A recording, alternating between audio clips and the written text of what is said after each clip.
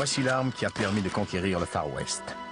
La carabine Winchester a répandu le sang partout sur son passage et elle s'est taillée une place dans l'histoire. Cette carabine est à l'origine de la fortune de la famille Winchester. C'est elle qui a payé la construction de cette énorme résidence ici, aux limites de San José, en Californie. Cette maison est une des plus étranges au monde. Ses 160 pièces s'étendent sur plus de 6 acres. Sarah Winchester l'a fait construire en guise de pénitence et l'endroit est devenu sa propre prison.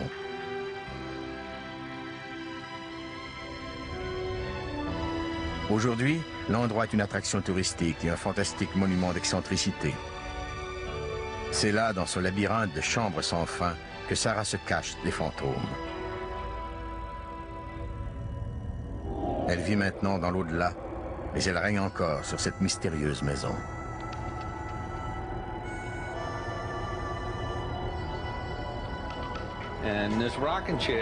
Cette chaise berçante s'est mise à bouger. Je l'ai regardée et elle s'est arrêtée.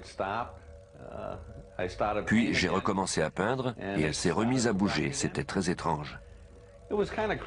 Il y a eu de nombreuses choses insolites qui se sont produites comme ça dans cette maison. Sarah était une petite femme très belle qui avait conquis le cœur de l'héritier de la fortune des Winchester. Sarah Winchester était une femme très dynamique. Selon ce que j'ai pu lire à son sujet, elle était toute petite, mais elle était très cultivée. On raconte qu'elle parlait plusieurs langues. Elle était vraiment très instruite.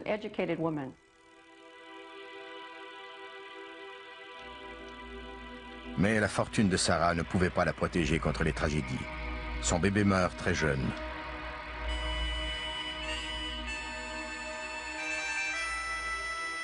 Puis, 2 ans plus tard, Oliver Winchester, son mari, meurt à son tour en lui léguant une fortune de plusieurs millions. Et elle se retrouve toute seule.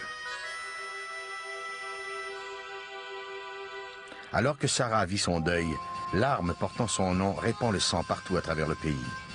Durant les batailles féroces pour la conquête de l'Ouest, la carabine Winchester est l'arme de prédilection des colons et des autochtones. C'est la première arme à pouvoir faire feu à répétition et elle fait la fortune de la famille Winchester.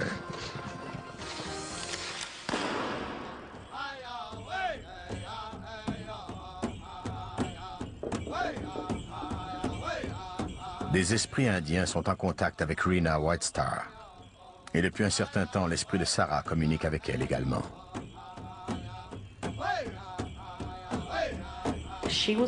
Sarah se sent coupable parce que sa famille a été impliquée dans la mort de milliers d'êtres humains et d'animaux. Elle est encore troublée par tout ce carnage.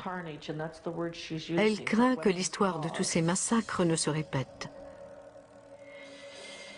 Je ne suis pas certaine de ce que cela signifie. Elle n'arrête pas de dire que l'histoire va se répéter.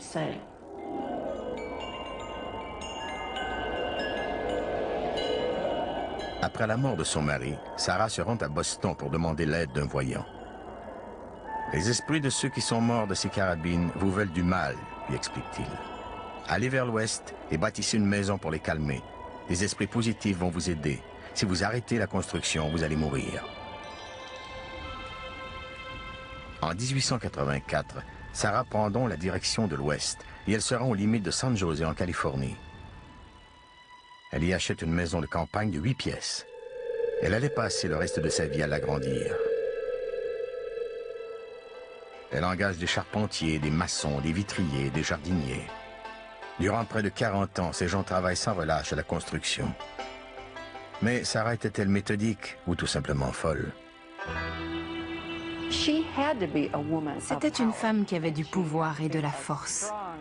Une femme de caractère et peut-être même une femme de mystère.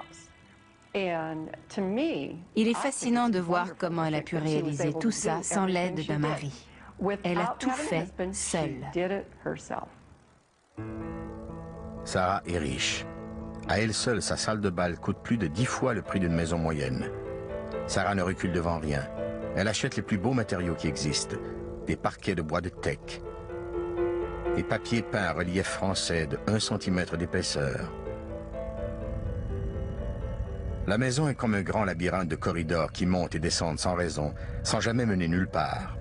Elle fait construire des escaliers qui conduisent au plafond.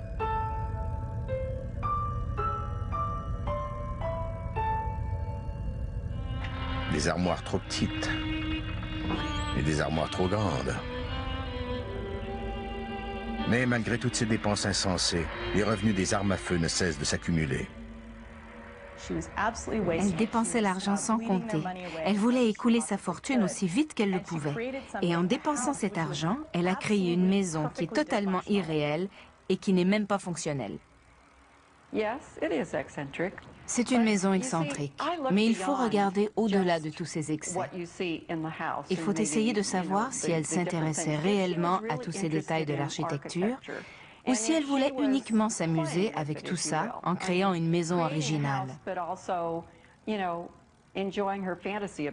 Elle faisait peut-être ces choses seulement pour savoir de quoi ça aurait l'air. Ou encore, elle a simplement voulu construire une maison jouet. Depuis maintenant une trentaine d'années, Sarah joue à cache-cache avec les fantômes de victimes d'armes à feu. Soir après soir, année après année, elle fait le même pèlerinage à travers les longs corridors d'un labyrinthe sans fin. Jusqu'au moment où elle atteint la chambre bleue, qui est au centre exact de la maison. La pièce où